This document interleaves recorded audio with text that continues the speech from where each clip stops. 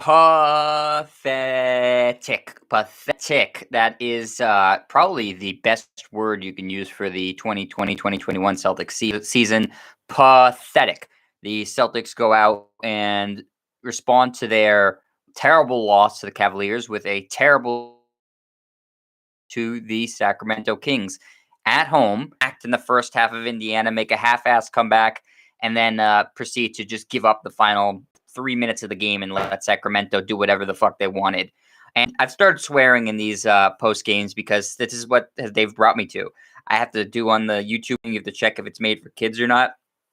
Before this season, they were always made for kids. Yeah, sure. Come on, kids. Enjoy the show. You know, we got a lot of good stuff to talk about. Jason Tatum, Jaylen Brown. Woohoo. You know, this is really fun.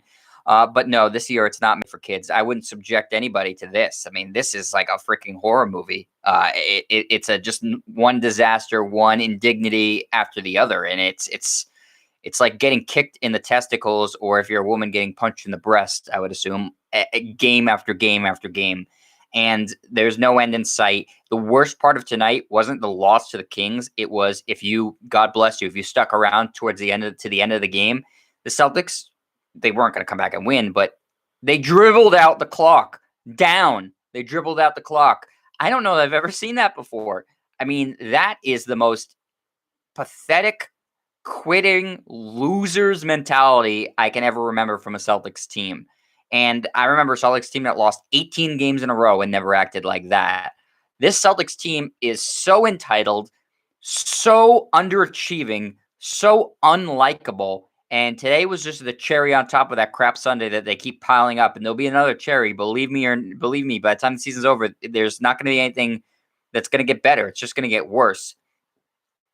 They dribbled out the clock to end the game because that's how little pride they have and how little they actually care. The Celtics players don't care, or they don't believe in themselves. They don't believe in the coach. They don't believe in the general manager. They don't care about their teammates. They don't care about their own individual performances. They certainly don't care about the fans. And so, again, I said this before, tickets are coming back on sale. Don't buy tickets. Don't buy tickets. Don't accept this. Your team, you're the Boston Celtics. You've won 17 championships. Don't accept this. This is an embarrassment. You're worse than the Charlotte Hornets and the Atlanta Hawks. You're right there with the Chicago Bulls. Don't be okay with this. Don't be happy. Don't go to the game and cheer them. If you're going to buy tickets for them, boo. You're better off spending your money going to the local grocery store, going to Stop and Shop, Star Market, buying a carton of eggs, driving to Danny Ainge's house, and firing eggs at his garage. You're better off doing that. That's better use of your money right now than going to a Celtics game. Honestly, it's pathetic. And that sequence at the end of the game where they dribble out the clock is the perfect encapsulation of what this team is. A team that does not give two shits about what they're doing on the court. They could care absolutely less. And, you know, it's hard to blame them. Their front office the past couple of years hasn't given them any help.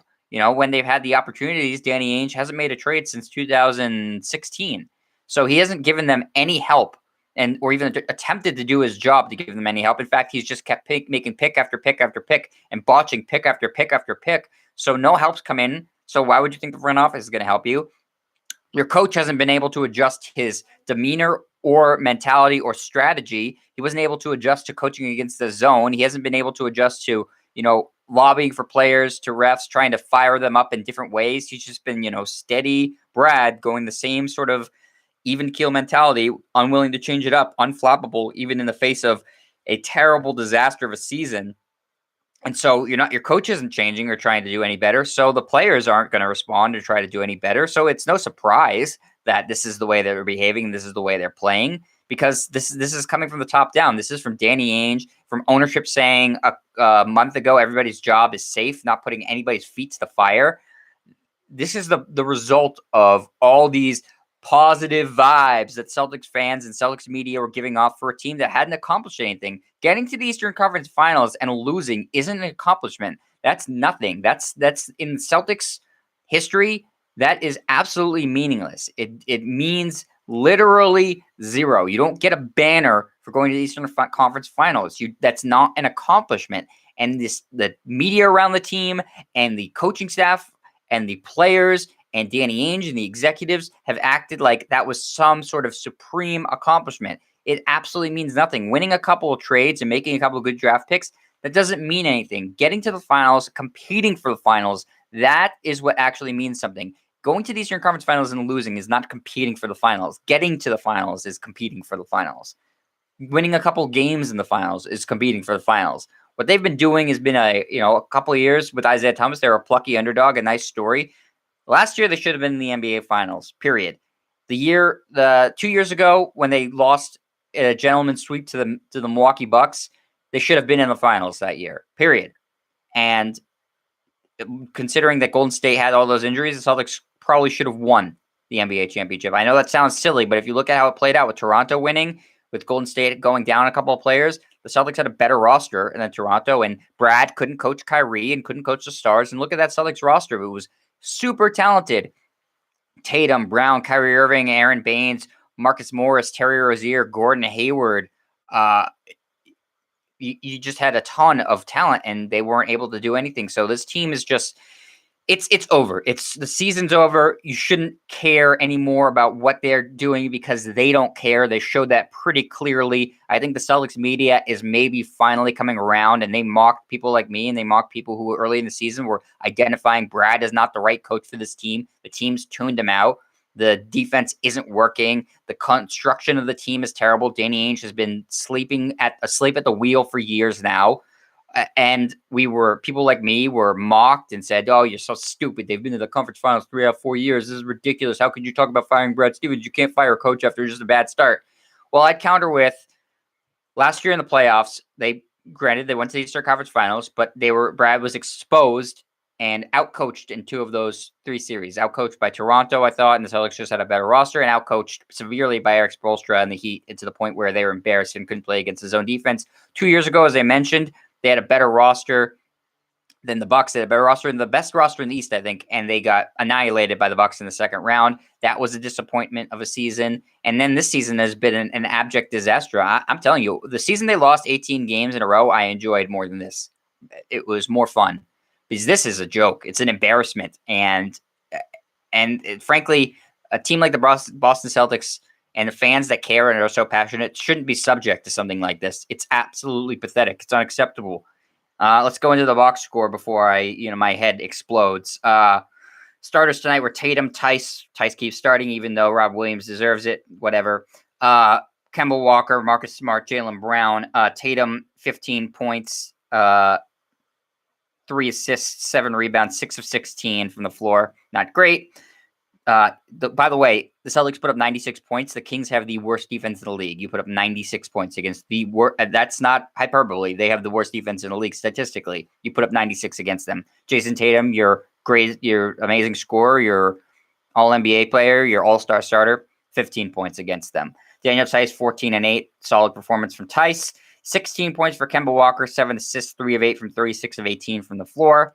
Not great. Marcus Smart, just 9 points, 2 steals, 5 assists, 4 rebounds, 1 of 3 from 3, 3 of 7 from the floor. Not enough. Jaylen Brown, 19 points, 11 rebounds, 3 assists, 3 steals, 5 turnovers, though.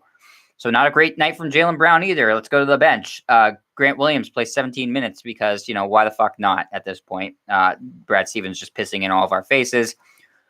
3 points, 1 rebound, 1 assist, 1 of 2 from the floor. Aaron Nesmith plays 14 minutes after having not appeared in the city of Boston for like 2 months.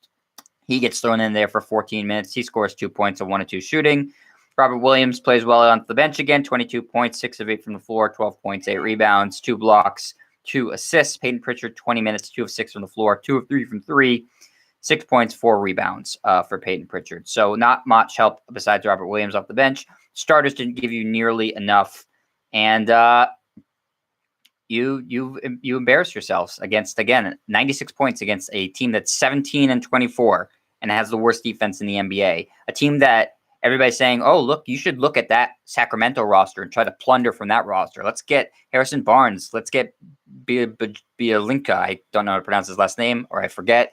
Let's get Rashawn Holmes. Let's try to get Buddy Hield. Look at all these guys that they could potentially be available. Why would they rather come to Boston at this point? I'd rather be in Sacramento. At least it's warmer there. And they have just as good a chance of competing in the playoffs as the Celtics do. Celtics aren't getting out of the first round. Kings either aren't going to make the play. They'll make that play-in game maybe. and lose in the first round too. There's no difference. And what are the Celtics going to give up assets to win, 2 games in the first round instead of 1? What's the point in doing that?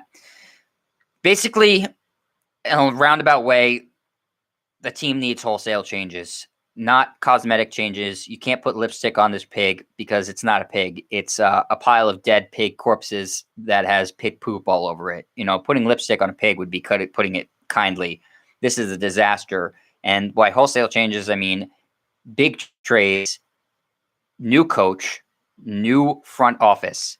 And if ownership is unwilling to do anything about it and so close to Danny Ainge and Brad Stevens that they can't see the reality of the situation, then sell the team. Sell the team. If you're so close with Danny Ainge that you can't see what's happening here, then you shouldn't own the team. Because the fans deserve better than this. They deserve way better than this. This is pathetic.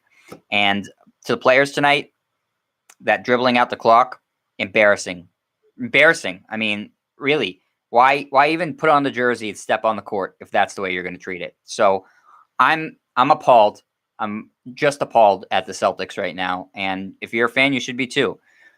I'm going to keep doing this because I'm glutton for punishment. And frankly, I feel responsible to continue to call them out because it's taken these people who have a lot more followers on social media than me and a lot bigger of a media presence to slightly start to come around. Until they all come around and start really calling for jobs and calling for big moves and calling this team what it is, which is a disaster, then it's people like me who have to, I'm very important, patting myself on the back, to continue to call out this team because it's an embarrassment and they deserve it. They deserve everything, all the negativity that should be directed towards them right now.